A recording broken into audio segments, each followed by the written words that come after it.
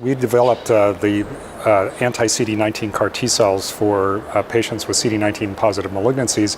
And in the beginning, we really thought that any disease that expressed CD19 would likely be the same. So we kind of naively opened the trial to include ALL, CLL, and NHL, and very quickly realized that each of these diseases were somewhat different. So the lessons we found were that patients with acute leukemias, the ALL and CLL, had a more rapid expansion of CAR T cells, probably because the T cells more easily encountered tumor.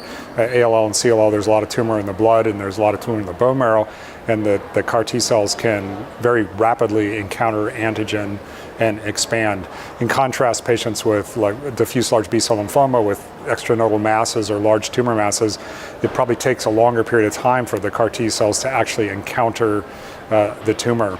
And so we actually found we had to use a different dose of CAR T cells for different diseases. And so in high tumor burden ALL, we actually give a 10-fold lower dose of CAR T cells, so 2 × 10⁵ per kilo, whereas in low tumor burden ALL, we actually give 10 times higher cells, so 2 × 10⁶.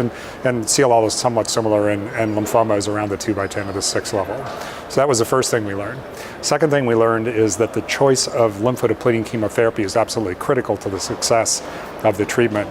When we use cyclophosphamide or cyclophosphamide plus etoposide alone, we actually got immunologic rejection of the CAR T cells. So patients made an immune response against the single-chain FV, the mirroring single-chain FV on the CAR T cell, and actually led to rejection. We then intensified lymphodepletion by using Cytoxan plus fludarabine. That led to a much greater expansion of the CAR T cells, like 1 to 2 log, higher increase in the CAR T cells and longer persistence. So those are the key factors we've learned so far.